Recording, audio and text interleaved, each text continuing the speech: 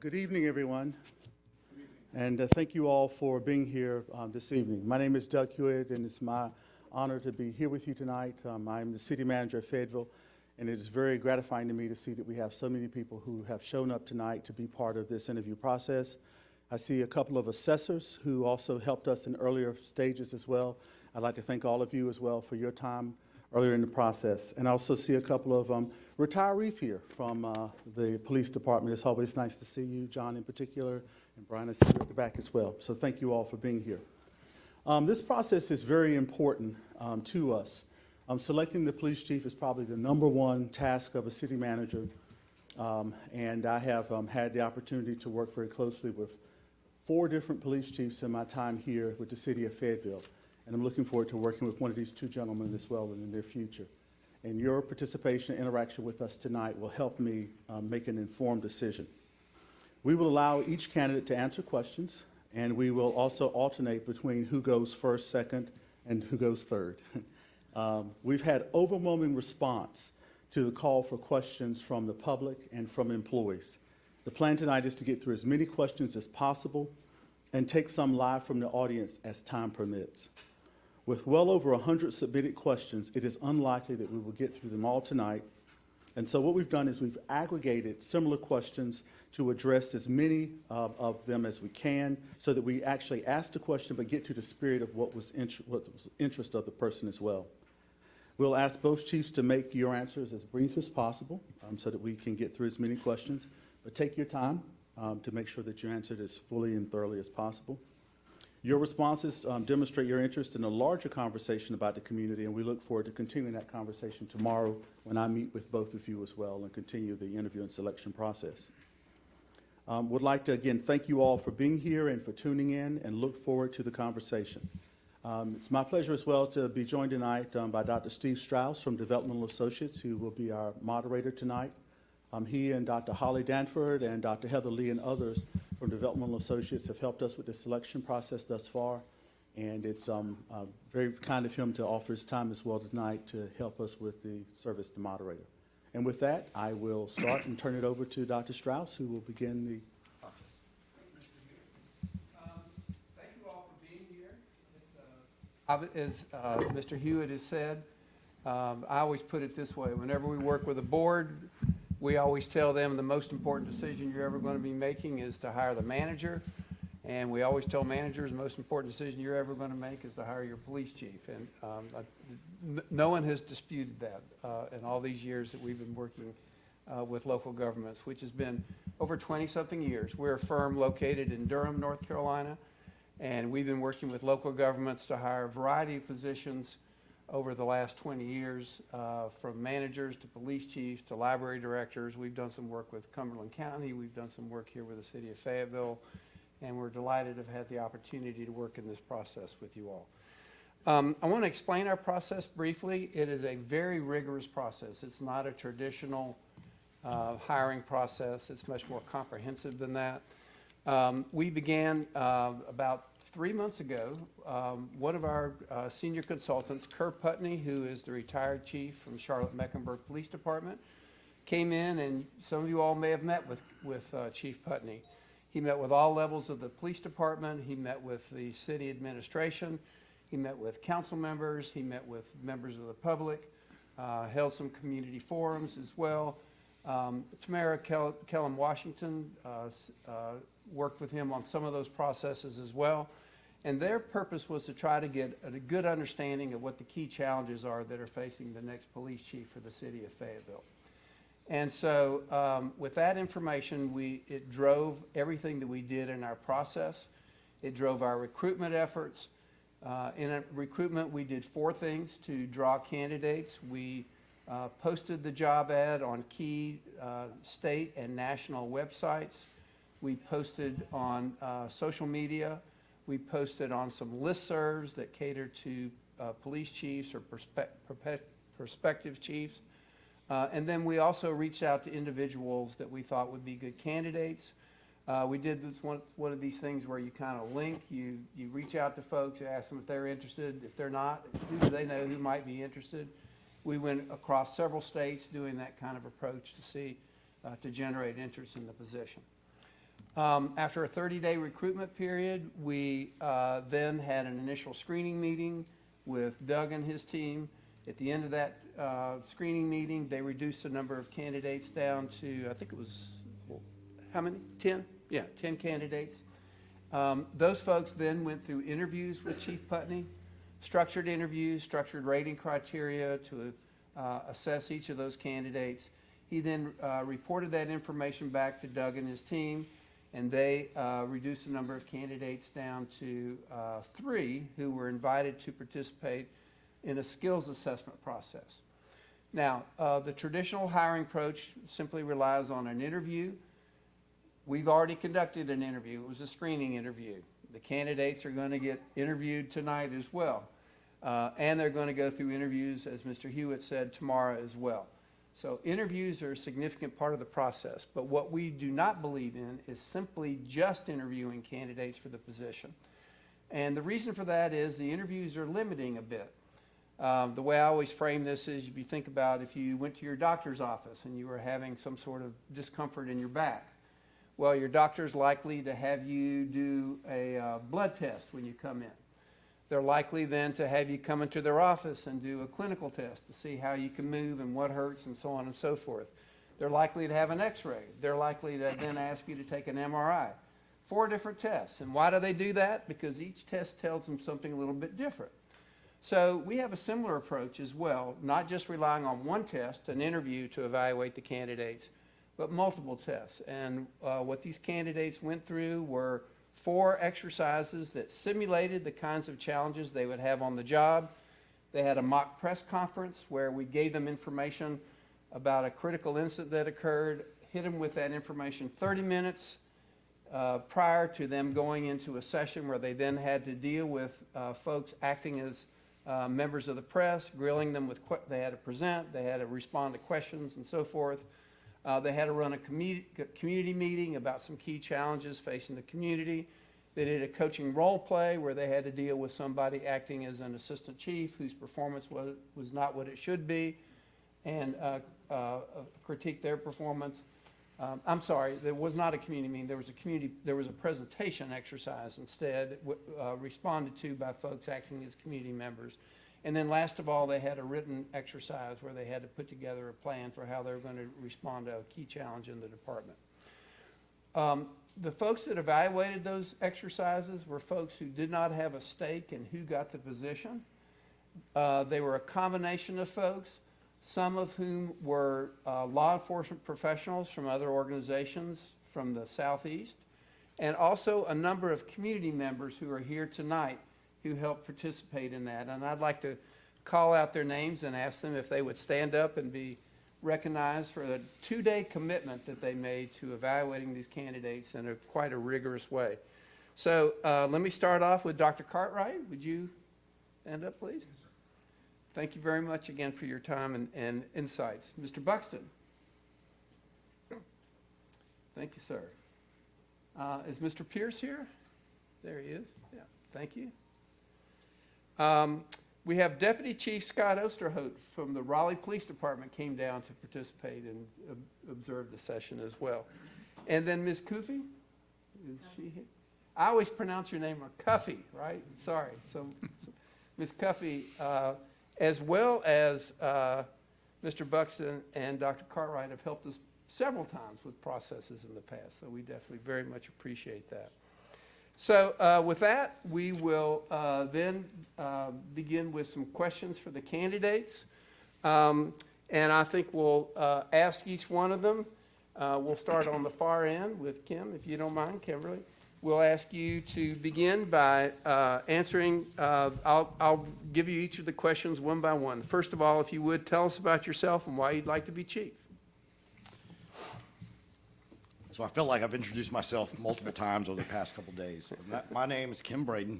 I'm the current Field Operations Commander for the Fayetteville Police Department. Under my supervision, I supervise all patrol operations and all investigative operations for the police department. I've been employed with the city of Fayetteville for 27 years. I began in 1996. My first patrol area was Murchison Road, and I've had a great time ever since then. I spent a bulk majority of my career in operations, acting as a officer, detective, and sergeant. And over the past 7 years, I've made my way up to have this opportunity to sit here today and interview for the chief of police. A little bit personal about myself. My wife Elizabeth, she's here tonight. She's a small business owner here in the Fayetteville community. I have 2 grown children. I have a son who is, I think he just turned 28. He's an engineer. He lives in Charlotte, and I have a daughter who's in school and has a small business of her own, and she lives with her mother in the Greensboro area. Policing, for me, I've said this before, I ended up in Fayetteville because my father's a retired service member out at Fort Bragg. He was a Vietnam-era Special Forces soldier, and I was raised here at 6305 East Hampton Court was my childhood home. I went to Morgan's Road Elementary School, and I went to Westover Junior High School for a while as well. So to me, this is what I know to be home. My father, he had the opportunity to leave Fayetteville and go back home to be the police chief in his hometown of Providence, Kentucky. That happened my senior year in high school, so I had some decisions to make. I stayed here in Fayetteville. My brother, who went with my father, he ended up becoming a Kentucky State Police officer, and he retired after 20-plus years of service, and this past November was elected as the Webster County, Kentucky Sheriff.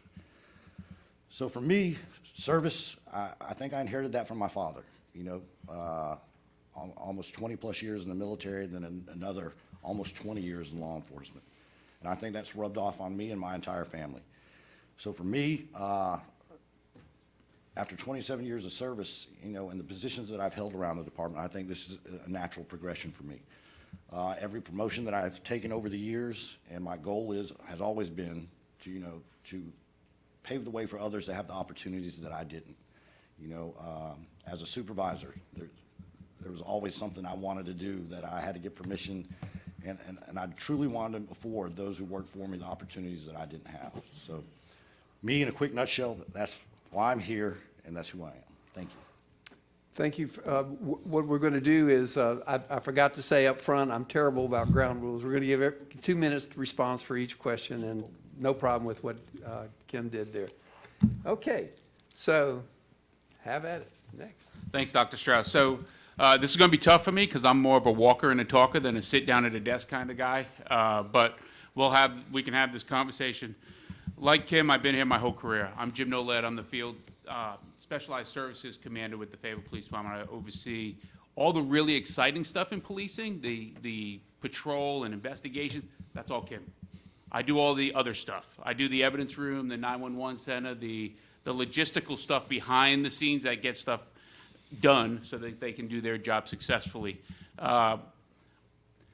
Me, in a nutshell, I've been here 23 years. I came here as part of the 82nd. I was in the 82nd for roughly 6 years. I graduated from Providence, Rhode Island, from Classical High School in Providence, Rhode Island.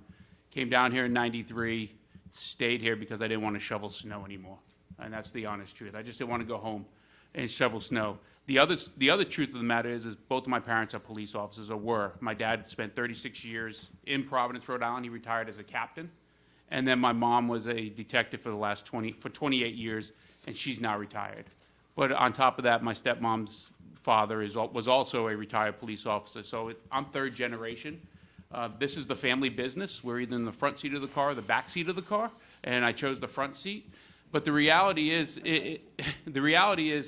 is that this is what I love, and this is where I am. This is my home.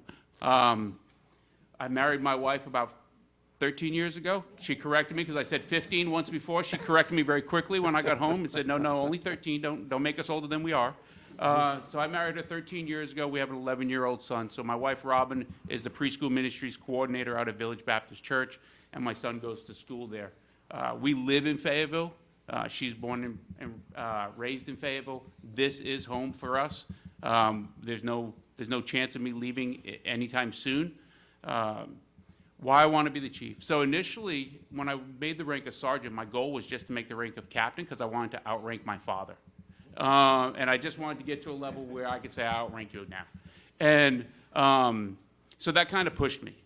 But then when I had the opportunity to get my eyes open to what executive policing is and the size of policing and what it is outside of the bubble of the city of Fayetteville, outside of the fact that the Fayetteville Police Department is just one piece of it.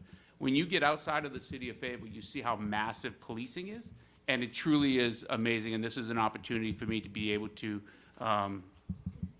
bring my knowledge to the Fayetteville Police Department. I'm getting the red card from Jody in the corner, so I think my 2 minutes is up.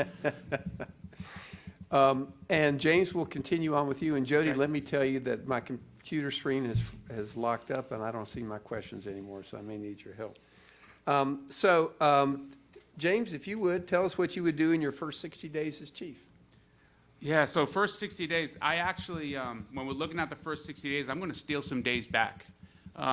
Internal candidate, we have the opportunity to have started this process long ago. This didn't start just 3 months ago. For me, this started 10 years ago, and the reality is my first 60 days is meeting with the troops and figuring out what exactly is what we do well, what we do poorly. And when I say troops, I'm not just talking about the sworn. Oftentimes we forget about the non-sworn members of our organization, and we have to have that conversation with them. The amazing work that gets done. We know that if the non-sworn are not here to support us, the sworn positions in the department will flounder. That's just the reality of it. They're the backbone of what we do. But we have to meet with the officers. The other thing is establishing what we as an organization, and when I say we, I mean the executive staff and the command staff as a team, where we see the department going into the future. What do we expect to come out of this? If we go in with no plan and no expectations over the next 3, 5 years, or even 10 years, then we're just spinning our wheels in loose sand. So the reality is we need to come together as a team, figure out where we see, what we do well, and kind of work on bridging the gap within our employees as well as the community. So my first 60 days is going out to the community, meeting them, as well as and having those meetings in the community, but also internally within the organization, and having the conversations as to what they feel we can do better, and then sitting with the command staff to bring everybody together to put that into a cohesive plan to move us forward into the future. Great, thank you. Cameron? Okay, so same question. I truly, excuse me, I truly believe there's a dichotomy to policing, specifically in leadership. You know, we have to take a look at what we do internally, what we would do externally. And I can't argue with some of the things that Chief Nolet has said. I think that it's important as a new leader that you make contact with those unit squads to address the morale within those units, set the tone for the professionalism that you expect from the officers that work for you, because they represent you and the police department on a day-to-day basis. So I agree that, yes, we have to go out and lay out the groundwork for expectations. And also we have to receive the expectations of those that we lead. It's hard for a leader to manage the expectations of those he leads without truly understanding those. As far as the community goes, that's the second part of the issue. I believe I would conduct those in an open house type forum. You know, so often we tell the community to come to us. I would like to either go out to the district stations or potentially have meetings in each of the actual council districts where we could get a feel for what is going on out in the community, knock on their door and say, hey, what do you need? You know, community engagement is important, but it's also important that they keep seeing us show up even when, you know, things aren't the best within the community and between the police department. Great. And staying with you again, Kim, why did you enter law enforcement?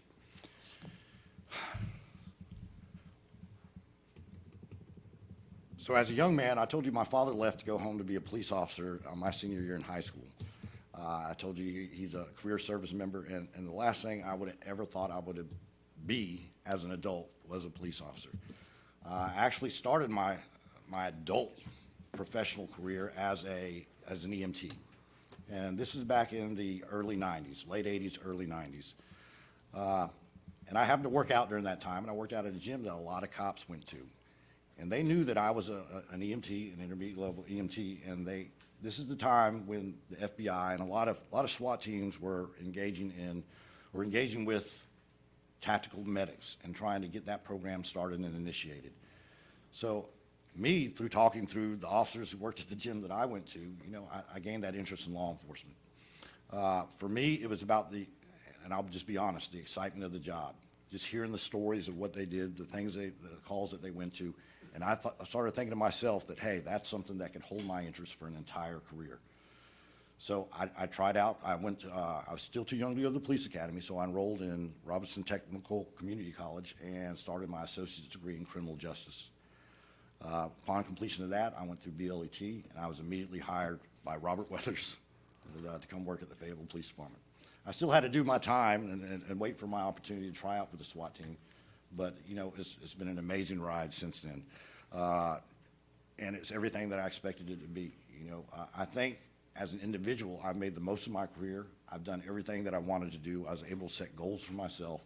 I was able to do the jobs that I wanted to do, and I think that's key importance. Job satisfaction is always going to be important. And later on, there's been paradigm shifts in my career where it no longer became about hey, the fun that I was having, but the importance of the job I was doing, and those are sort of the things that led me to where I'm sitting at today. Great, thank you. Jim? Same. So- Do I need to repeat the question? Tell me. If I remember correctly, the question was, why did I become a Yeah, police why do you officer? want, yeah. Because the mall security just wasn't paying that well. And I got out of the Army. I got out of the Army, as every 25-year-old does, with a great plan of action and no job. And so I found out that FTCC was holding a basic law enforcement training. I said, I could do that. And so I went to it, and I graduated. But in the meantime, I had to be the mall cop. So as I was as we were going around the mall, telling people to turn their music down, realized that wasn't a great job, long-term aspirations for me. Like Chief Braden, I applied to the Fayetteville Police Department, and again, Bob Weathers, who was an instructor in the basic law enforcement training class, hired me, and I was hired. But truly, the reason I became a police officer was I needed a job at the time. But years later, about 6 or 7 years ago, my mother passed away in Georgia, and we went down, my older sister and I drove down to her funeral. We went to clean out her house, and she had a box of stuff that she kept from my childhood. And going through it, there was actually a report from 3rd grade where I wanted to be a police officer. And I forgot I had even done it. The reality, and I still have it now, it's in a box in my attic, I think. But really, it's just emulating my dad. My dad had been a cop, and he's my hero today, and he was my hero then, and really it's just a matter of just being my dad, and I do what I do now so that my son looks at me the same way, and that's just the reality of why I'm sitting here. Okay, great, thank you. So I've seen a movie about you, right? Is there, what are the major challenges you see in law enforcement nationally? Yeah, Jim, for you first again, then we'll go to Kim. Good. Challenges nationally. So I think one of the greatest issues that we have nationally right now in policing is the big resignation, the big retirement, the big move towards how many people have left. Fayetteville, as we looked at the data and we looked at what was going on, we understood that there was going to be a large retirement coming up, and we knew that was going to happen. Realistically, we could plan for that, and we could look towards how to fix that and look towards recruitment. I think the other major issue is the gap between the community and police officers. And if you're just going to call it for what it is, the issue of lack of trust, or due to recent history, the lack of the concern that might be there. And I think that's something that on a national level and a local level, we need to work really hard on. We need to be willing to have those difficult conversations, and then follow up when we have those conversations with the work that needs to be done to bridge that gap. It's simple to say, it's massively difficult to do, because you're talking about a lot of people who have different opinions and different ideas of how to best do that. And so I think we have to be honest with ourselves as a profession, but then honest with ourselves as a nation and a community on how do we figure out what that looks like moving forward in a partnership together. Great. Kim, you ready? Need me to repeat the question, or you good to No, go? Okay, you good to go? All right. And I promise you, we didn't compare notes before this. I think internally, again, going back to the dichotomy of leadership, as I examine and I look internally, I see too that the retention and morale is a challenge for the city of Fayetteville and police departments across the nation.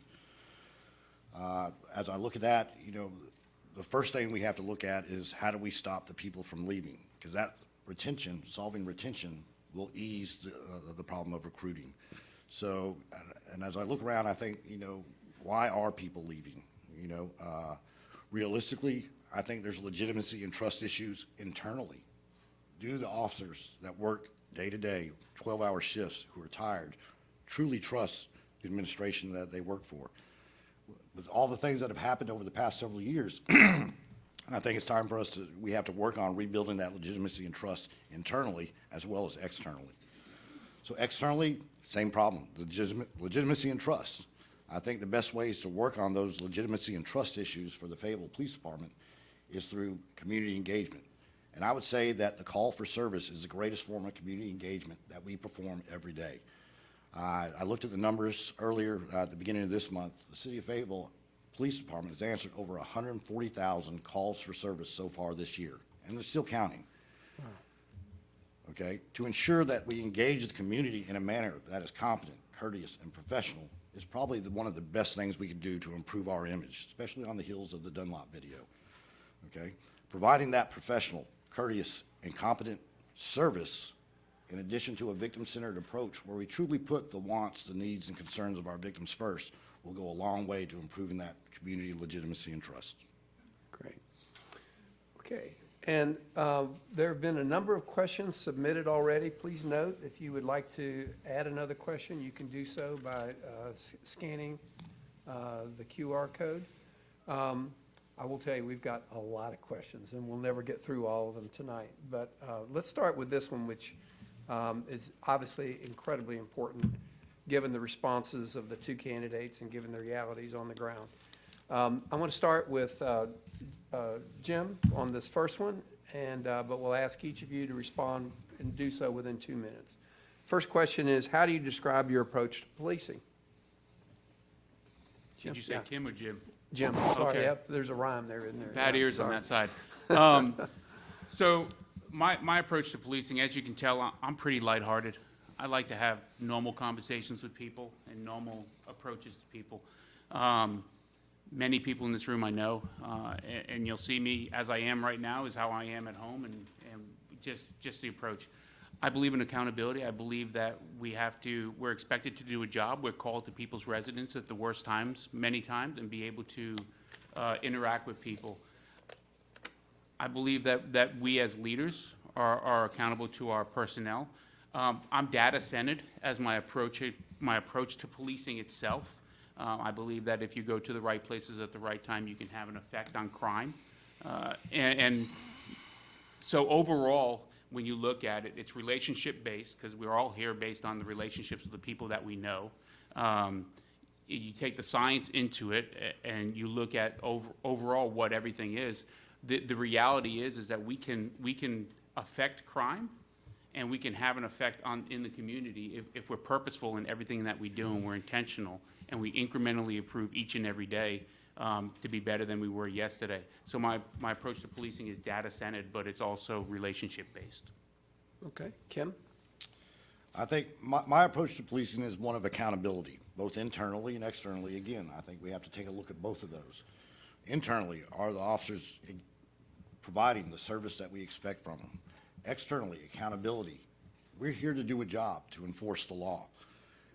Again, I don't think that means an arrest in every case. I think we provide that victim-centered approach. What is going to best serve the community with what I'm about to do? And a former police officer here, and I'm talking Bob Weathers, he was, he formed many young police officers' careers here. Something he told me young in my career was, help more people than you arrest. And, it took me a while to figure that, like some of the things my father told me, it took me a while to realize what he was talking about. And I think as I got older, I truly tried to adhere to that, help more people than you arrest. So basically, in a nutshell, that's my approach. Okay. All right. Kim, back to you again. The City Council has recently prioritized a goal of making Fayetteville the safest city in North Carolina. What would you prioritize in line with that goal in terms of your methods for accomplishing that? So as we look at what the community's concerns are, homicide rates, violent crime, gun violence, they're all valid concerns that our community has voiced their opinions on here lately. A bulk majority of my career I spent in operations, working in such units as the SWAT team, the gun and gang violence unit, the gang unit, the special projects units. And the main goal and mission of most of those units was to address violent crime throughout the city. I can tell you this, most of the police department's efforts are response to crime. How do we prevent violent crime from happening? I can tell you this, as a technique that I use is identify repeat offenders. Most of the violent crime that occurs in our city, you know, we read about it in the news, but a lot of it is no surprise to the officers who respond to those incidents. We find repeat offenders everywhere. I recently had Major Byrd actually do some research on repeat offenders. And I think that's a good guiding light as to who is going to be the repeat offenders for your crime. So without going into great detail, 2 minutes, just taking a look at who the prolific offenders are in our area. Having a repeat offender program, I think, would go a long way to address the violent crime and the gang issue that we have within the city limits today. So that would be my approach, is having a focused attention to repeat offenders. Okay. Jim? Dr. Strauss, can you repeat it? Yes, the city council has recently prioritized a goal of making Fayetteville the safest city in North Carolina. What would you do, what methods would you use to prioritize that goal? Yeah, nice, easy one to start off with. Yeah, right.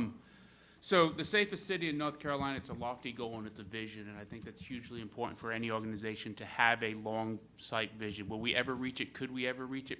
Maybe, but I think we give it our best shot to do so. I think that's the purpose of having a vision. The reality is we've got to, as a command staff, we've got to prioritize what's important. I agree with Chief Braden that offender-specific events, studies done by David Kennedy and others that look at offender-specific repeat offenders. We know 80% of the crimes committed by 20% of the community, and looking at different things that actually, what's the driving piece of crime. I think as police officers, we have to be the problem solvers in a lot of cases and look at why they're committing crimes. We know that in today's world, there are many nonprofits and many organizations that are doing tremendous work as to trying to solve that problem. And if you look at the Cumberland, I'll give you an example of the Cumberland County Reentry Program. They've had 1,100 cases that have been part of them, and since their inception, they've had 2 repeat offenders, of people that have gone back to jail. And I think that's huge when you start looking at partnerships with nonprofits and other people who are already doing a lot of the legwork. I think as crime specific, there's 3 things that you can affect, whether it's the victim, the location, and the suspects. We've talked about the suspects. Those are your repeat offenders, and looking at who's committing the crime.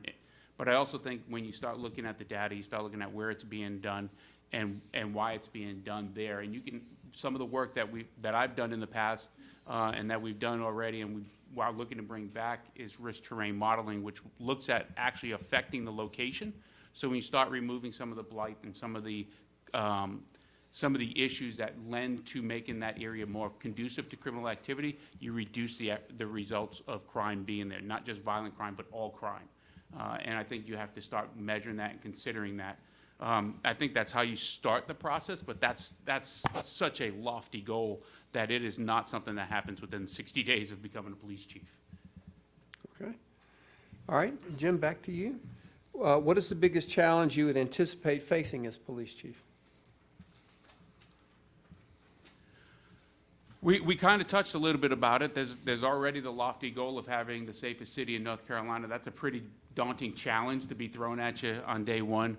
I think the largest one right now is the organization and internally within the organization. There's been some conversations of internally, well, Braden or Noled or him. The reality is neither one of us are going anywhere.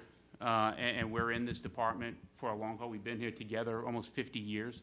It's really the best scenario that you could think of. So my concern is bridging the gap and bringing people internally together to a cohesive unit so that we can come up with especially in the command staff level and the executive level, to create a comprehensive plan of where we're going into the future.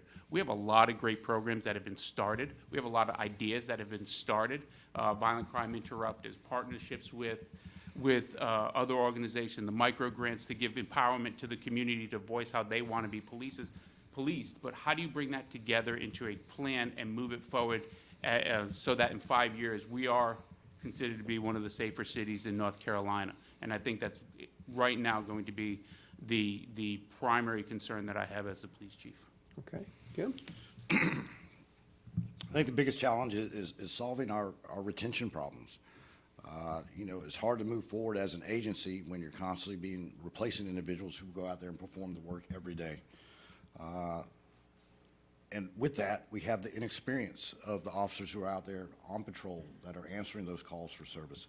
I think that, we've compensated for a long time with training and supervision. And the only thing that's going to get us moving forward is keeping people and letting them gain the experience necessary to be productive police officers. So to me, focusing on the retention, what is the morale of the department? How do we keep officers here? How do we give them a goal where they can build a career out of coming to work to Fayetteville? How do we leverage the opportunities that the Fayetteville Police Department offers that other police departments in our region don't? That's how we'll solve recruitment and retention, letting people have a career goal, a career path, something they can work for and work towards, and know that the product of their work is what they're going to be gauged on through selection to specialized units, for promotions, things of that nature. And I think that would make great progress in improving our morale and retention problems in the city of Fayetteville. Both of you have touched on the internal organization. I'm going to ask a couple of questions now that continue that focus on the internal. And Kim, you get the first shot at this, of course.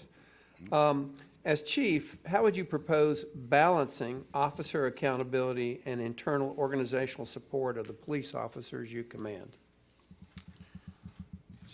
Say that one more time for me. Yeah, no, I'm glad to. It's a complicated question. As police chief, how would you propose balancing officer accountability with internal organizational support for those officers that you command? So I don't know if we have to balance accountability. Accountability is what it is. There's no way you can balance that out. People have to be held accountable for when they make mistakes. But know this, not every mistake is going to cost someone their job. Not every mistake is going to be a career-ending mistake. What we have to do is we have to prepare our officers, supervisors, chain of command to know that we will support them, okay, as long as they don't make major mistakes. Okay, and again, I think I hit on it a little bit earlier. It's important to establish legitimacy and trust, not only externally, but internally as well. So the accountability can't be a balance. It's got to be it has to be what it is everybody knows that they will be held accountable. Okay, and I think that comes from good training. I talked about we compensate our lack of experience through training and through good supervision. Okay, and we're going to have to be patient. This is not a problem we're going to fix overnight. The only thing that adds to your experience is time. So I think there truly can't be a balanced accountability. It has to be a situation or not. Okay, great. So balanced accountability for the officers and internal support of the officers, correct, Dr. Yes, Strauss? yes. Yeah, another great and easy question just to roll off the top of my head. The reality, it's procedural justice. In a nutshell, it's procedural justice, treating people consistently, regardless of who they are, what they look like, or where they are. The reality is if I violate a policy, and it's a gross violation of a policy, I should be treated the reaction should be one way. And if somebody else violates a policy, an equally gross policy, violation of a policy, they should be treated equally. Not about position, not about rank, not about anything. It's accountability of the position. It's just like recently we saw the police chief in Tampa, Florida, had to step down because of misuse of her position. And I don't necessarily waver in that. I think that you can be held accountable. Now, I've said earlier, and I've said it again, and I've said it for the last I don't know how many years, I believe I wake up every morning to create a platform for people to succeed. And if we fail, and we will fail, we're human, you fail forward and you learn from it. But if you succeed, you bring somebody else with you. I'm not in this position because I did not fail, and I'm not in this position because I did not succeed, or other people around me did not succeed and they took me with them. But I believe, as it relates to accountability and internal, balancing the accountability of the officers and internal support, if you're consistent and everybody knows what the benchmark is and what the expectations are, then you can easily live up to that benchmark and live up to that expectation. It's when you stray outside of those benchmarks and those expectations is when we start getting ourselves in trouble as leaders, because then it can be construed as favorable one way or the other. So it's consistency. Okay, great. And again, as I told you, there's a little theme here of right now of inside the organization. What would you do to ensure that the Fayetteville Police Department also has a culture of compassion and humility? Jim, this one's for you. Yeah. So compassion and humility, I think you have to demonstrate that, and that's your walk. I've never hidden my faith from anybody. If anybody wants to talk about it, I'll be more than willing to discuss it with them. But as a person, it's my walk. And you know what? Don't confuse my compassion for weakness, and don't confuse my humility for a weakness. But the reality is I'm compassionate as much as the next guy until you push the buttons that get me beyond that, and then I have to pull back a little bit. But the reality of what we do in this, we see people at their worst, and we have to be able to discuss and have those conversations and pull them up. Sometimes employees are at their worst. Sometimes leaders are at their worst. We're not perfect. I am going to fail. Here's the reality. I'm going to make decisions that not everybody in this room is going to agree with. But as long as I'm consistent in who I am as a person and transparent as to who I am as a person, I've never hidden who I am. You know what to expect from me, and that's it. Whether you're Mr. Buxton or whether you're Dr. Cartwright, we've had the same conversations. And so I think modeling that compassion, modeling that humility, knowing that you're not perfect, and people around you knowing that you're not perfect and have you at an expectation, I think that's what you have to do. Okay, great. Kim? So we talked earlier about our first 60 days. I think that's one of the conversations that is to be had with the employees as we go around and have those tough conversations about what the expectations are.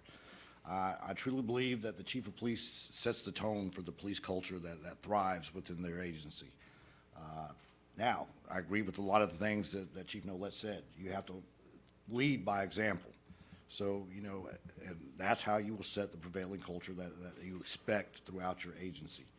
And again, that's the expectation of the community. I think I don't know why this even has to be said. This should be the expectation from day one when you attend the academy, to know that, you know, compassion and humility are what we expect of our officers. Okay, so I don't know how that got lost in translation, but it's definitely something that you have to set the tone for as the chief of police. Okay. All right, back to Kim.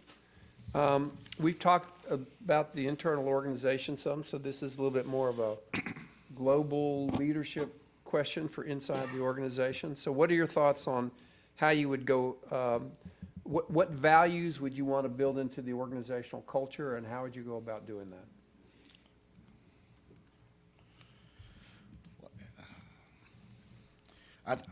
I've taught at the academy for at least 20 years, and when you ask any new police officer why they want to be a member of the Fayetteville Police Department, you're going to hear everybody quote some form of service. Okay, I think that's where we start. And going back to the last question, the humility, the compassion, okay, those are all parts of service. So we start with what they say drove them to be the police, and we just continually build upon that. If at any point during their training, during their career, we allow that to get away from them, that's when we lose that individual officer. So I think that, you know, again, talking about prevailing culture, we have to instill that from the very first day at the police academy and carry that through to the day that they retire. Okay. Jim? So about a year ago, we brought some training into the Fayetteville Police Department and a partnership, or I was able to partner with International Association Chief of Police and other organizations to bring in a program called Blue Courage.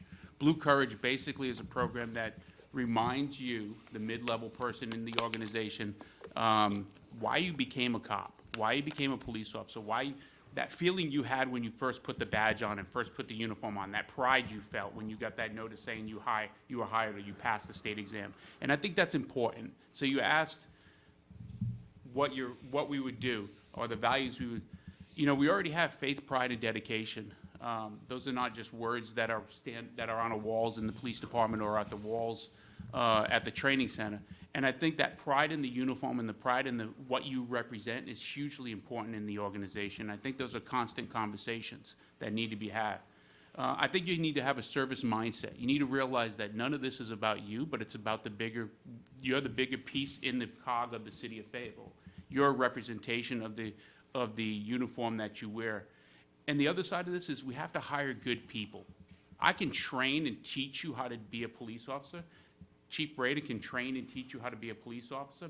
There are people in this room who were incredible police officers throughout their career and still have a service mindset. But you hire good people, and then you teach them the job. I can't teach somebody how to be ethical, and I can't teach somebody how to have a compassionate heart or to be humble. Those are things that you as an individual have to learn.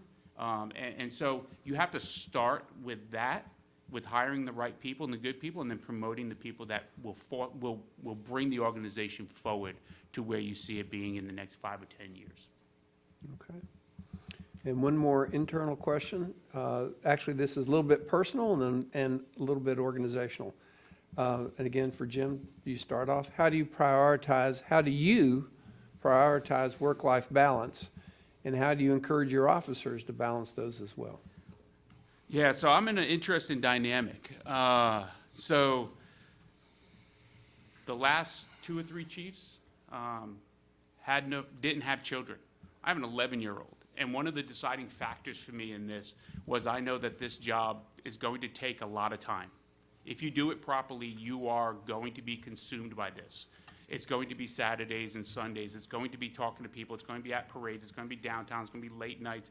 Hopefully not really late nights at council meeting, but sometimes they go later than they should.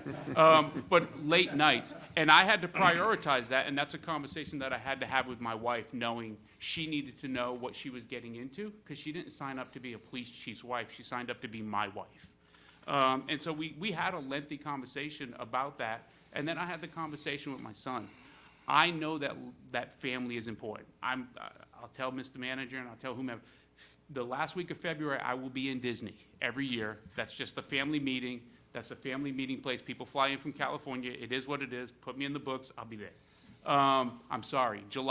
Sometime in July, I will be in Rhode Island to go visit the family because I'm not going up there in the winter.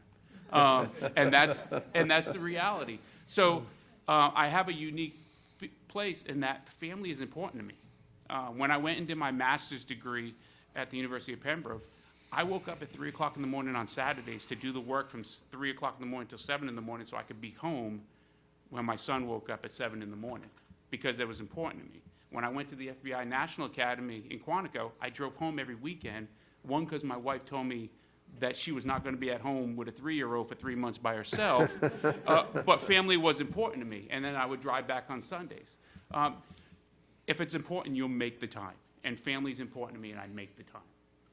And let me, it was a 2-part question, so maybe Jody will let us have 2 2-minute sections here. But so the second part is, how do you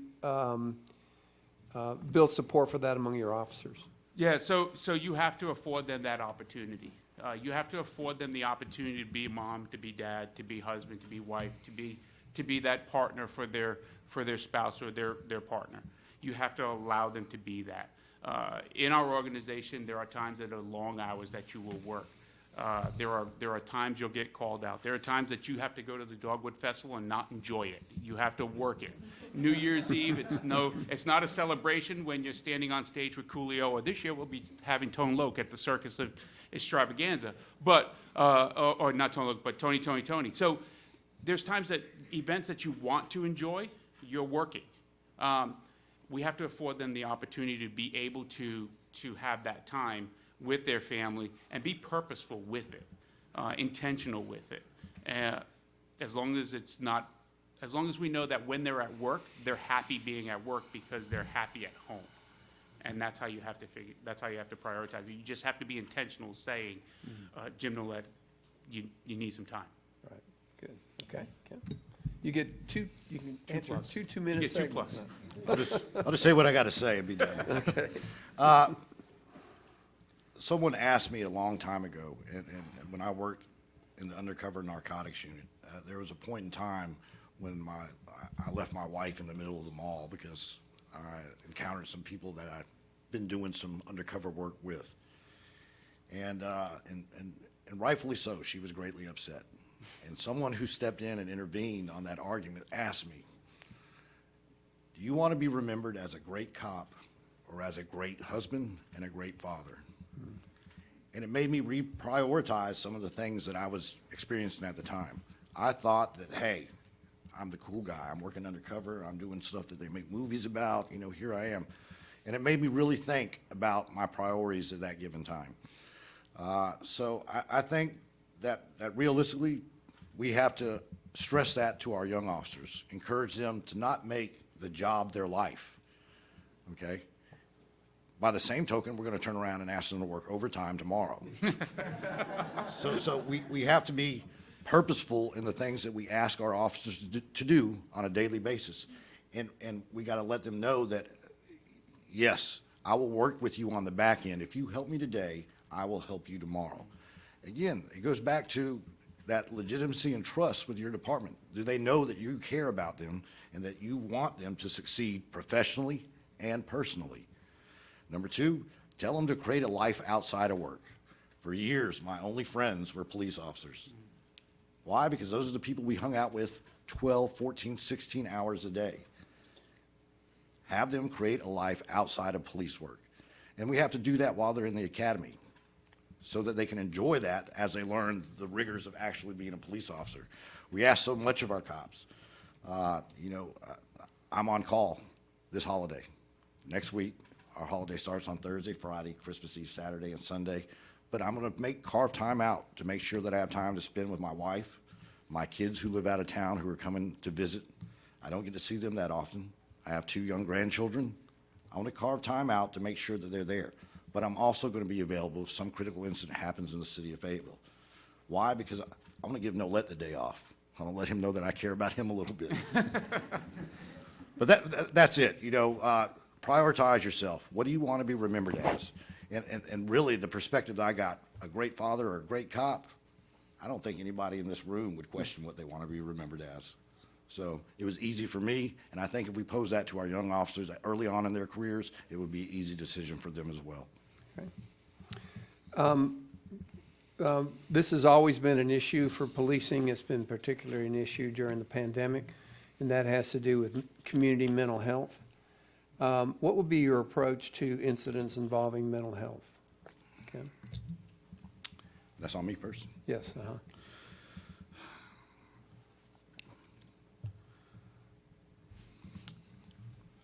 So it took me a long time, and I talked about experience and the inexperience that we have on a lot of our patrol units. I think that the experience is something that we lack, and is the only thing that will help and allow these officers to make better decisions as they experience these calls for service. We do our best. We've had, I think we have some mandatory training that's ongoing right now.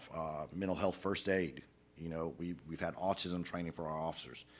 Again, we've tried to compensate our inexperience with good and rigorous training. So response to mental health, we have to be aware that it's out there, okay? And look at all the options that are available. I know that the city of Fayetteville is exploring a lot of those options. A lot of research is being conducted now. We're looking at what other peer cities are doing, and I'm sure that before long we will have a model that we're going to come up with that would represent what the city of Fayetteville is going to do. Not just the Fayetteville Police Department, but realize that it doesn't always fall upon the police to do everything, okay? We can actually seek help, and I trust that our city leaders are going to come up with a response model that will be appropriate, that will alleviate some of the pressure of the police department to have to handle all those calls. Okay. Jim? So yeah, this is a pressing issue, and if you've listened to the council chambers, listened to council meetings recently, you'd hear this conversation on a regular basis. And it's one that I've worked closely with Chief Braden and I. just had a meeting not too long ago with some partners who brought a co-responder model that's worked in another city in North Carolina to our table. And I presented it to Chief Hawkins, and it has some promise moving forward, but it's way too early to even have that conversation in a public setting or to even have that, even call out who those partners are. But it's there, and it's a conversation that's happened on a regular basis within our organization with partners outside of the police department. We recognize as police officers, we're not the fix to the mental health problem. And I think when you start looking at programs like Acorn in Raleigh, you start looking at the HEART program, you start looking at stuff that's happened in Denver that's been doing it for a while, in Seattle, in Portland, Oregon, where they've had programs stood up for a long time, you start to see what works and what doesn't work. We just can't arbitrarily adopt a program that worked in another city to say that's going to be perfect for the city of Fayetteville. We have to evaluate if that's what they want for us, if that's what they want for the city of Fayetteville, for the citizens. The citizens should have a say-so in what we think that model might look like, but at the end of the day, the police department and those people who make those important decisions have to do that. That's why recently I was asked, and I currently work on a working group through the University of North Carolina School of Government as well as the North Carolina Police Chiefs Association to outline and look at and evaluate statewide the co-responder models that are happening, whether it's from Jacksonville, North Carolina, all the way to Hickory, North Carolina, and even out west in the state, to see what's working under North Carolina law and what we're able to do in partnerships, both as a police response, but also as a mutual response with whether it's EMS or a hospital or other nonprofits. So I think it's vastly important, and it's something that we have to take on head on. Okay. And again, Jim, your turn again. Okay. What about dealing with people who are experiencing homelessness? Tell us about your approach to that. Yeah, so homelessness is a concern in our city. We look around and we unfortunately see people who are in a situation, and not all of them choose to be there. It's not hard to see, and it's difficult to see, and it's not hard to find those people. Recently, I and for the last year and a half worked with other members of the city of Fayetteville on a task force to address some of these issues. A lot of this is, again, I go back to the partnerships with the nonprofits and those people, the continuum of care, and those other places that can assist us. We recently in the department started an initiative where we started tracking that. Ms. Braggs has done incredible work, really bridging that gap that was there, where we're actually looking at how to address some of the concerns, the underlying concerns of why people are in that situation they are.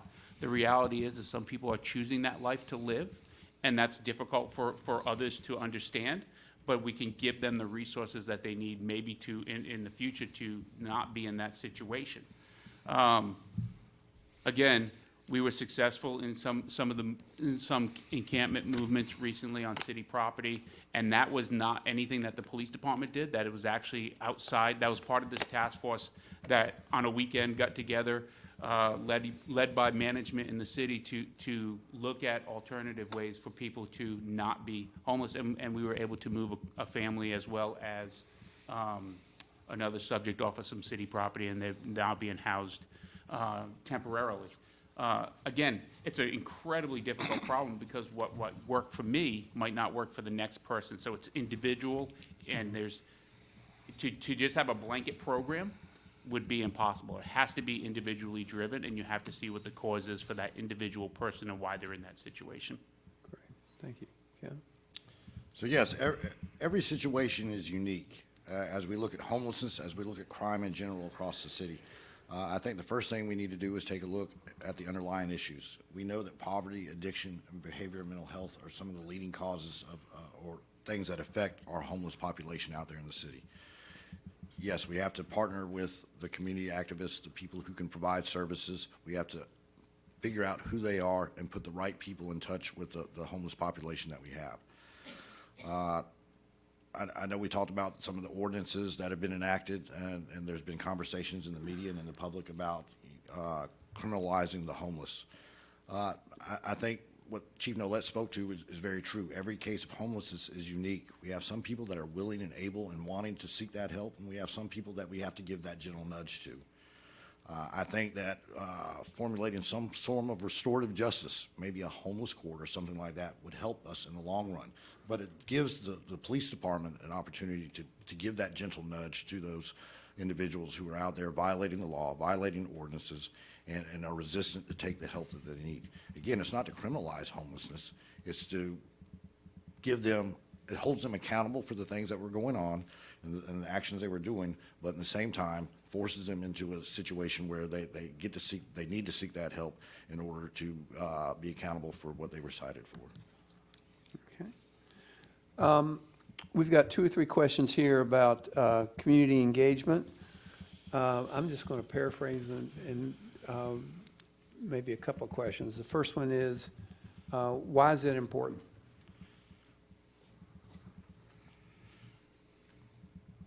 So why is it important? I'll start with, the seek first to understand philosophy. Community engagement, that starts the conversation. The police department, the officers who perform the duties every day, it gives them a realistic expectation of what the community is feeling and what they need. Community engagement, ultimately, without the community, we wouldn't have jobs. With calls for defunding the police, that doesn't benefit the police department. We have to understand that we have to do a little bit better. We have to go out and figure out what is going on, what are the concerns of the community. Again, I spoke a little bit earlier about community engagement. I think we would go a long way just providing a basic service of answering those calls for service in a manner that is polite, professional, courteous, and allowing people to see that, we are a professional police department. That's 140,000 engagements a year.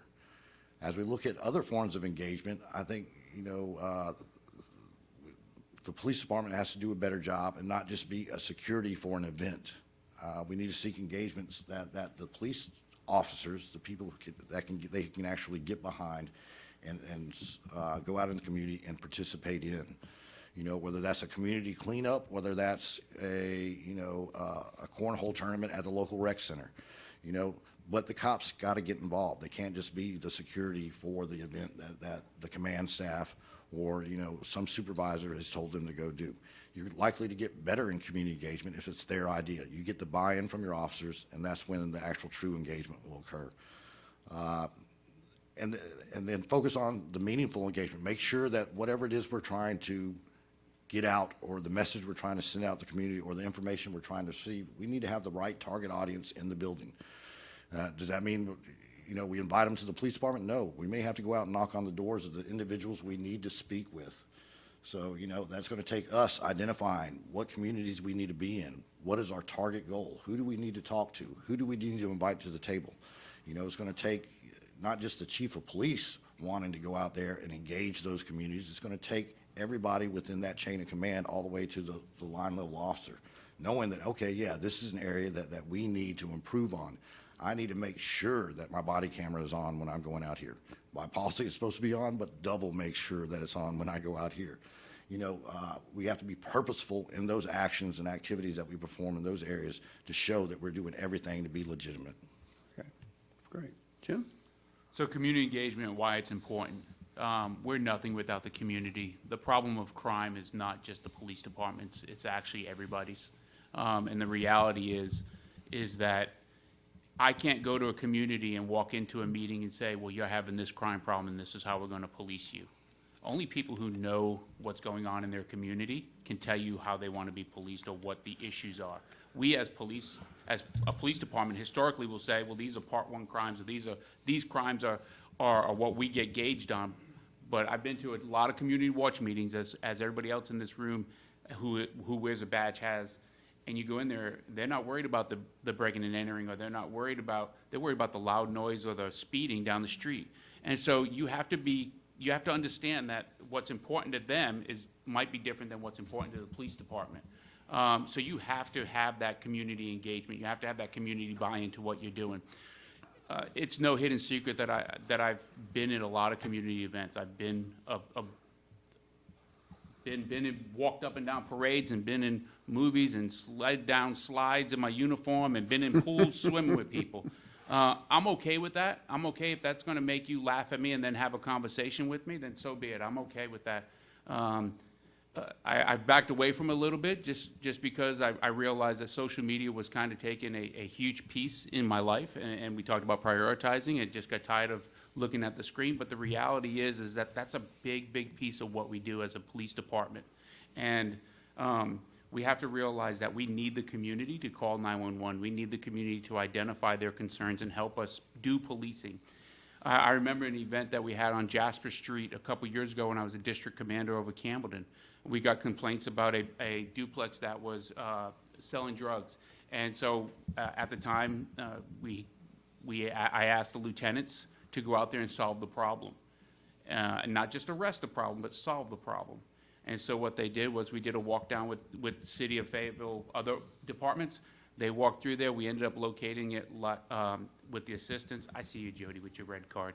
But we cleared a lot a lot from the trees. We cut down the trees, and then we had a movie night there that weekend, and had about 400 people from that community at a movie night. And we partnered with the church that was behind us, and that was the concern. And at the end of the day, the people moved out of the duplex because we cut down the trees that were allowing them to hide and sell the drugs. Did we arrest anybody? We never really got the opportunity to, but we solved the problem. All right, and back to you, Jim. How do you ensure that your officers throughout the entire organization buy into community engagement? So if it's a priority in the department, we celebrate it. We celebrate it. You say, this is where the organization's going, this is what the organization's doing. You lead by example, and then you celebrate it. So often, and I've seen it happen in policing, we actually had some specialized units that were created, and within a very short period of time, they were making really good drug arrests, and they were making really good search warrants and doing. And I had somebody come up to me who was a community-based person by their nature. They liked being social. They liked being out in the community. And they said, I guess we've got to do search warrants to be successful now. No, you could still do that. Not everybody has to be the drug guy. We need specialists who can communicate with the community. We celebrate that. You celebrate those people. It's not just a specific unit. It's everybody in the department that has that expectation. Engage the kid at Dogwood Festival. Engage the person in the pool at a community event. Have those conversations with people and just be willing to talk instead of just walking by somebody. And just, if I'm not willing to do it, then the expectation is the people around me that I lead are not going to do it. And I think that's the same all the way down. If you prioritize it in the organization and you lead by example, you end up seeing other people buying into it. And when you celebrate it and you actually give credit to people who actually do it, then other people say, oh, that's what we're doing to get noticed, and that's what we're doing to get recognized. Not that the other stuff isn't incredibly important, but. So again, I think it's important to establish that as part of your culture. That's part of your problem-solving process. I think that if we can show the officers how engaging the community is going to be a benefit to them, it becomes part of that problem-solving process. I know, as we deal with violent crime, with shootings, homicides, things like that, I've asked the district commanders to do follow-ups, not just that night, but the next day, for the next week, to be in that area, to show that, yes, we are there for the community. And though people may not want to talk to you that night, if we continue to go back, eventually somebody may say something. They may call an officer aside. But again, I think we have to show the officers the benefit to them as to how engaging the community builds better partnerships.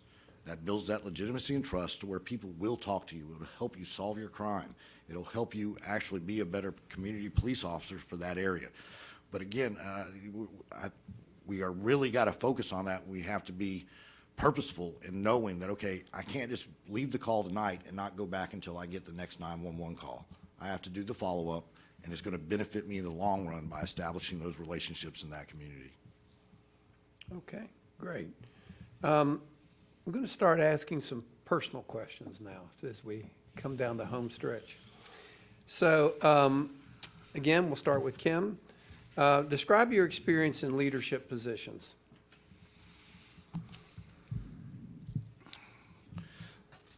So I was promoted one time, and the then chief came to me and said, I can make you a sergeant, but your officers will choose if you're their leader. For me, that that was very important. Again, sometimes I'm slow and it takes me time to figure things out. But what he was giving me was a rank. He wasn't giving me the trust of the people that I led. And I look back my years on the SWAT team here in Fayetteville, you know, and I didn't realize what I had until pretty much it was over.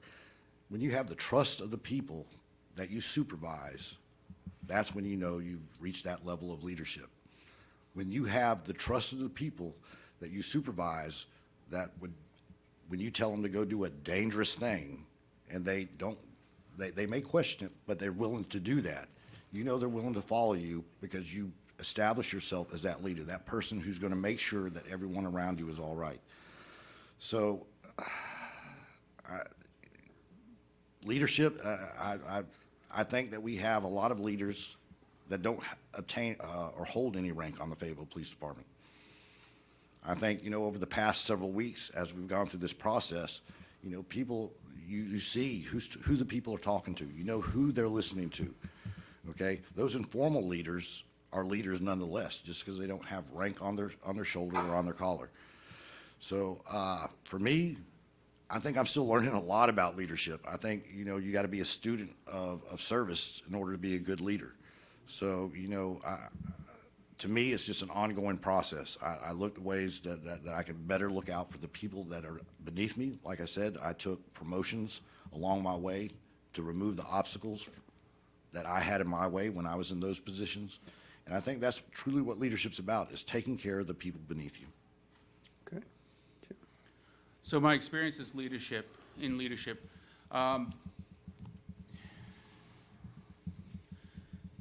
If we talk about the Fayetteville Police Department and we talk about our positions here, and you could talk about the retirees, I don't think anybody would question whether Kim Braden or Jim Nolet led within the organization.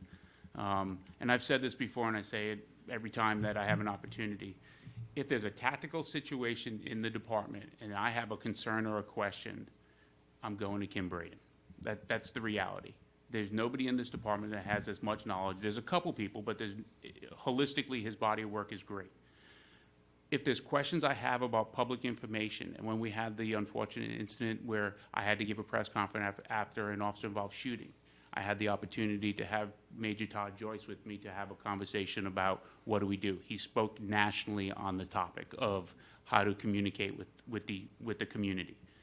If I had questions about victim-centered policing models, you go to Major Berg, who has established these in the department and is well-known within that circle of people. You go to, as a leader, you don't need to know everything.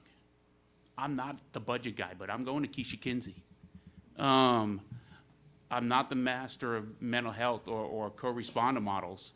I'm going to go to those people who do that. And you have to know your resources around you, and I've done that my entire career. Eddie Ketchum, who's in the audience, was one of the founding members of the PAL program and the Explorers. If I still had a question today, I bet you he could still answer it. And he's still a partner with the police department and the police foundation even today. And that's just a reality, knowing your resources and knowing what's around you, to go to them to say, how are we better as an organization? So my leadership experience is relying on others to do and work with in partnership. It's not always about having the right answers, and I don't think either one of us sitting up here could say that we know everything about everything. I'll steal it from today. I said I would. We talk about co-responders. It's a co-responsibility in leadership within this organization and the leadership that we utilize. So that's my experience in leadership. I mean, we could talk about all the positions I held, but realistically, it's going back to what Kim said, which is servant-minded, learning every day, humble, and knowing that you don't know everything. Okay. And along the same tack, Jim, what is your greatest accomplishment as a law enforcement officer? So I'm happy you clarified as a law enforcement officer, because I would tell you my greatest accomplishment is my son, because the reality is that probably should not. If you would ask me at 20 or 25 whether I was going to have kids, I would have told you absolutely not. I could barely run myself, never mind raise a youngin'. But as a law enforcement officer, my greatest accomplishment has been seeing those people who I've been able to speak into in their career. There are people in this department, and I won't name who they are, that periodically will have conversations and will discuss policing. And it's watching them rise through the ranks and watching them flourish as people. A police chief has the unique responsibility to mold and create their replacement. And so it's a really interesting job. If you do it really well, they leave you before they can replace you. Because other people recruit them to fill their vacancies because you've done a great job at it. For me, it's watching different people rise up in the ranks and grow in this department to fill the void or to bring something new to the organization that we've never had. And it's really interesting to watch it. What's even more rewarding is watching the non-sworn people flourish in a sworn world, where, in other words, watching people which are not, which aren't the focus in the department, become influential. People like Tammy Pippin, who is now in Charlotte, who's just exploding in her position there, or unfortunately Keisha Kinsey when she leaves us to go to PwC, and watch her explode there, and flourishing where they go in their endeavors. So that's the greatest accomplishment, is being able to watch that occur. Okay. So what our greatest accomplishment in our career was, is the question correct? Yes, Okay. I would say just being here today. There was a point in time in my career where I didn't know if I was going to be a police officer. I had a great paradigm shift March 20th, 2002, when I was shot 5 times in the line of duty. Up to that point in my career, this was a fun and exciting job. But you look at it a lot differently from the view of a hospital bed. And I remember speaking with my father, who was still alive at that point in time, and he was there when I woke up from surgery, and he said, "How are you?" And I said, "I can't do this anymore." He told me, "That's okay, you can quit." He said, "But you can't quit from a hospital bed." He said, "You're going to put your uniform on, you're going to get back in the front seat of your patrol car, and that's where you can quit from." And I think what he knew that day was that I was hurting, both mentally and physically. I think he knew that I needed time to heal. And I think he knew that I needed time to figure some things out. And when I talk about the paradigm shift I had, I told you I was having fun. I worked undercover, I was on a SWAT team, I was doing all the things that they make movies about. But for me that day, it became a lot more serious. And on the heels of losing Roy Turner only 4 months before that, I truly had to evaluate if I was going to go back, and if I did, what was I going to do different? I look, John Summerdike, he's the one that handled my investigation for that shooting. You know, I took a hard look at the people that helped me out, that investigated that thing, you know, and to me the paradigm shift was, if I'm going to go back and I'm going to do it, I'm going to do it my way. I'm going to change things. Okay, we're going to have better intel before we hit a house. We're going to have better training. We're going to have better tactics. We're going to have better equipment. And I've stuck to that throughout my career. And to me, that paradigm shift I had post being shot was probably the greatest change and the greatest growth I've had in my professional career. I was about to ask you what was your toughest day in law enforcement. I think you've answered that, it seems like. And I can't compete with that, so. We won't put you on the hot spot for that. I do want to ask another question, though. Frankly, it's not on my list, but I think it's an important question to ask, which is, as chief, you invariably, any chief, this is the fact of the matter, you'll be serving people in the community who are demographically different from you in terms of race, age, gender, sexual orientation. Why should those people trust the work that you in the Fayetteville Police Department will carry out? And that's to me. Start with you. So I've done quite a bit of research. I told you the training that we try to bring to our police officers to compensate for some inexperience and to get them that real world experience, those life experiences that they need to be an effective police officer in our community. One of the things that I researched and I brought to the table was The Theory of Enchantment. It's by a female called Chloe Valdieri. And what I really liked about this training was that it wasn't police-based. okay? There wasn't a cop sitting there telling them what we got to do for community engagement, to make people understand, to make people want to cooperate with the police. But what she gave us is a basic concept that if we can find the commonalities between ourselves, we can begin to work on something. So often we look at, okay, that's a community of color. I have nothing I can relate to there. That's not true. We all have relatable incidents. True partnership occurs when our objectives and goals align.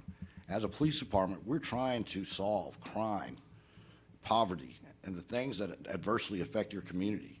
And if you're a part of that, that's something that we have in common. So again, don't focus on the differences that we have. Focus on the things that we have in common. And if you're interested in restoring removing chaos from your community, then that's where we start. And we go out and we find that commonality with each community, because it's going to be a little bit different. Everywhere's unique and different, so it's going to be different for everyone. But we go out and we have those conversations and we find what we have in common. Okay, great. Jim? Trust is a tricky word, and trust is a difficult word. And I can walk into a room and say, trust me, and you have no right to trust me. And you can walk into my room and say, trust me, and I have no right to trust you. I equate it to working out. If I go to the gym for 8 hours one day, I'm not going to have an incredible body at the end of the week. I'm still just going to be sore. I have to do it every day, consistently, and be truthful and intentional with what I do. These conversations don't start in 60 days or 30 days. They don't start January 21st. They didn't start 60 days ago. The relationships that have been forged throughout the community, regardless of who it is, started 10 years ago. When you're in a position of leadership, you have to be willing to talk to everybody, and you have to be willing to sit down with everybody. I don't care, because we all have the same outcome, and we all want the same outcome, which I think is a safe and secure community. We all want to live in a place, live and work and recreate in a place that is thriving. We want that. We want to be able to work towards that goal of the safest city in North Carolina. I don't think anybody doesn't want that. We have a unique position in policing. Many times we're providing the security for the group that is criticizing us. And we have to sit there and stand on that line, and we do it willingly. Our job as police officers is to protect the Constitution of the United States, the First Amendment, freedom of speech. And many times that's against us. But the relationships that you forge ahead of time in the heart of the person that's on the other side of that, they have their thought process, they have their beliefs. But at the core of it, they're people, and they have citizens, and they want what's best for the city of Fayetteville, just like our officers do. So are we willing to give them that? And many of our officers do that. But regardless if I'm sitting here talking to Dr. Cartwright, having a coffee in Mr. Buxton's living room, or whether I'm at the hospital talking to somebody because they're homeless and they need assistance, it's the same compassion that you show throughout. So I think working on that trust on a regular basis, it gets you to there. But that's a relationship that's long-term building. Okay. Another question for each of you, a little unique question, but I think we're moving towards our wrap-up, and I think this might be an appropriate question to ask. So for each of you, starting with Jim, what is it, tell us one thing about the other candidate, since you all have worked together for so long, that makes him such a good candidate for police chief. I won't even take notes on this one. I've said it already. You did, yeah. Chief Braden, Kim, is a leader. He's always been a leader. He's been a leader in this organization, informally. We were sergeants together, and we were put together because the squad that we got put on was having some issues. Chief Bryan at the time came to me. I was on a mid shift, more than happy to go to a midnight shift, and she said, "Will you work with Braden to fix this problem?" Absolutely. I don't think that anybody questions that. The reality is you say one thing. There is no one thing that makes Braden uniquely qualified. Chief Braden is in a position that he can run an organization. He can lead an organization. I don't envy Mr. Hewitt. He has to make that decision between myself and Chief Braden. That's for him as the city manager to determine. I don't think that anybody can question one way or the other whether or not we could run an organization. The reality is we want the same thing. We just want the city of Fayetteville and the Fayetteville Police Department to excel. And I think Braden, you've heard his answers tonight. He's professional in everything that he does. And I'm telling you, if there's a tactical situation, he's the guy I'm calling. That there is no question about it. And I would do it tonight. Hopefully we don't have to. But I'd also do it on Christmas weekend if we had to. So I feel like we're dating. Like Yes. This is a speed dating thing. Like I've got to build you up. I've learned more about James Nolet the past 3 days. I would say this. Mr. Hewitt's in a unique position. In my 27 years here, I've never seen two internal candidates go before the final selection at the Fayetteville Police Department. I think that he has to weigh the attributes that both James Nolet and Kim Braden bring to the table. And we both have positives, we both have negatives. I can say this about Jim Nolet, and I call him Jim. I think he allows me to do that, but I call him Jim. I've known him for 22 years. He's a very goal-oriented individual. I've never seen him go or attempt something that he wasn't able to accomplish and be successful in. I think he as a police officer, he complements me very well. Both of our careers, they took very separate turns. Nolet went towards the investigations, the criminal investigations, homicide, the persons crimes investigators. I went more to the specialized investigative division, the guns, the gangs, the narcotics. You know, so I do think that we complement each other very well when it comes to, you know, our knowledge and history and experiences through the Fayetteville Police Department. What I like about James Nolet is that I can argue with him. We've hollered, screamed. I think we've even cussed before, stomped, went away. But at the end of the day, we always come back and figure out a way to fix whatever it is that we're working on. And again, that goes back to his goal-oriented, the person that he is. So, you know, I can really appreciate that Jim Nolet is a good compliment to me as an opponent or a candidate for this position. I think that we each shine in our own individual way, and like I said, you know, having a person that's willing to listen to you argue, I can really work with that at the end of the day. So. Great. All right. Last question for each of you. Since Kim started with the first question, we'll ask Jim to start with this question, which is kind of your closing statement that you'd like to make to folks. And tell us, if you would, why you believe you are the right person for the job. Yeah, the infamous right person for the job question. So I'll give you my 2-minute spiel, because Jody will raise her card if I don't. This opportunity is not lost on me. It's not, and I'm going to be honest. Statistically, I should not be sitting here. Born in Rhode Island to my parents, who in the late 70s divorced. You automatically went with the mother at that time. I grew up in a house of a mother who was addicted to pills, a stepfather who was an alcoholic. Physically, I watched the Cosby Show around my parents, around my stepfather and my mother fighting in the living room, and didn't have a reaction. And that's not normal for a kid, but didn't have a reaction. And I uniquely had the opportunity to have a family member or a neighbor, because I don't know who called, but they called 911, and my biological dad showed up as the cop. That's a unique opportunity. I've been in my house, I as a kid, grew up in a house where I've watched my mom almost get thrown out of a second-story window. So statistically, I should not be here. And if we look at my family, I have an older sister who's a nurse. She's a wonderful mom and a wonderful nurse in her career. But I have a younger sister who was born to my mom and my stepdad, who I've seen once in 30 years and lost to human trafficking. And the reality is, if it wasn't for my dad when I was 14 years old, when I walked out for his Thursday afternoon visitation and said, I'm moving, he said, well, where are you going? Well, I didn't have a whole lot of options. So I said, well, I'm coming with you. He said, All right, come on. And I never looked back. And it's like going from black and white TV to color TV. And the world was opened up to me. And the importance of academics was opened up to me.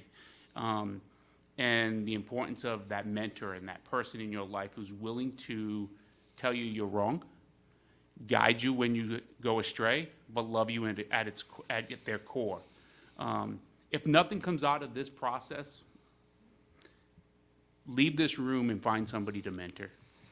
And at the end of the day, being the chief of police is a career aspiration of mine for 10 years, and I can say, oh yeah, I'm uniquely qualified to fit this. That's great. Lead somebody. Find somebody who needs you. My role and my greatest role of leadership is to lead my family, and I'm going to lead them the way that my wife and I see fit, so that my son is a productive member of society and he leads his family. I know that there are people in this room who lead others and speak into others. Some of them are looking back at me right now, but I see your envelope. But the reality is, and I don't mean to bring a damper to this, because this is a good time in the Fayetteville Police Department's history, we're both uniquely qualified to run this organization. I'm just humbled to be given the opportunity to sit at this table at this moment with somebody who is equally as driven as I am, willing to lead an organization that we've put 22, 27 years worth of our life in. I'm 47. Half of my adult life has been spent in the city of Fayetteville Police Department. It's hugely important to me that we do this. Along that same sentiment, if you didn't know me and you were to meet me for the first time, I would introduce myself and I would tell you my name is Kim Braden. And when people ask me, what do you do, Kim? I tell them I'm a police officer. I truly believe at the core, no matter what my rank, what my title, what my position is, I got to be a good cop first.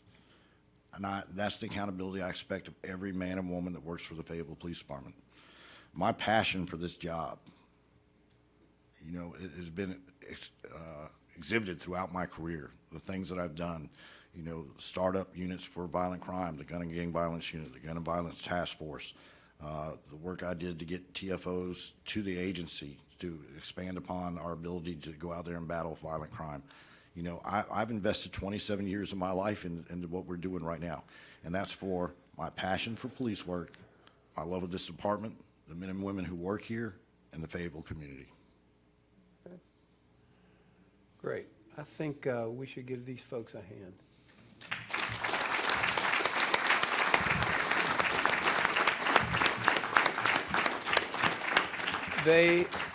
They have put so much into their efforts to be here tonight, I can tell you. Putting in their application, which is time consuming, going through their screening interviews and performing at a very high level in their screening interviews, outclassing the rest of the competition in their skills assessment, where they had to prepare for a press conference, where they had to prepare for a presentation, where they had to do a coaching role play and spend 3.5 hours putting together a written plan. They have worked very hard to be in this situation. And no one should ever question their motivation for this position. I would just add one last thing, which is I've had the very special opportunity to work with the city and you all 3 times now in a police chief process. The last 2, and one of the things that I feel really good about, this does not always happen with our clients. We never make decisions for our clients. We are very careful about not using any information in any way to favor one candidate over the other. Our job is to try to prevent the best data to the city so Mr. Hewitt and his team can make the decisions. But I can tell you that out of the 3 processes we run, every single time, the candidate who stood out the most in the process was the one who got the position. The last 2 times were external candidates. And I can tell you, as somebody who studies organizations and who studies local government, it's always nice to have a transition where sometimes you need to go outside and bring in some fresh ideas and some fresh approach. Sometimes you need to go inside in order to balance and to consolidate things. I think it's a really nice opportunity now for the city that you have 2 such outstanding internal candidates for this opportunity. And I don't envy Mr. Hewitt's decision, who would like to wrap up this session, right? Thank you, Dr. Strauss.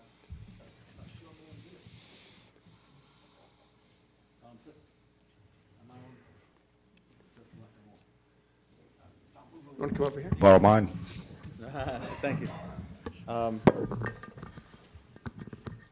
Would say thank you, Dr. Strauss, for everything you've done through this process. Thank our assessors who've come far and near to help us with this, and thank you to the public for showing your continued interest in this very important position.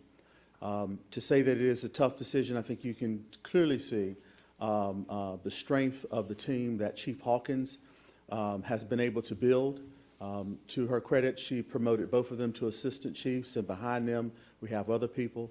And that's a testament not only to her leadership, but also their capabilities.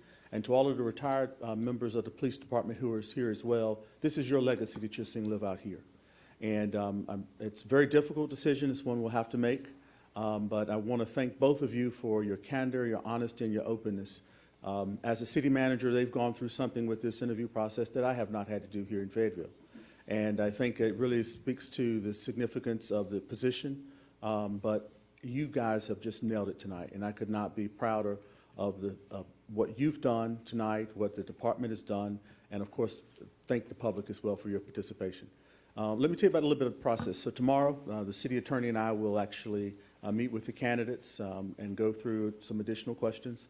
Have an opportunity to think about it, but my goal is to talk to the candidates and make a decision before the end of this year so that we can have an announcement and have a smooth transition between the chief, Hawkins, who retires in January, and the appointment of the new chief here. I really do appreciate you as well, Dr. Strauss, in the question that I know, based upon my experience with both of them, going back all the way to 2004, in some way that they do work very well together. You are both, I can see elements of both Bergamot, I can see elements of also Medlock, and it is, and also uniquely you based on your experiences here. And I'm really, it's a very tough decision, but I'm very happy to have to make it among two such qualified individuals. So again, thank you all for coming out tonight, and I look forward to seeing you guys tomorrow. Thank you.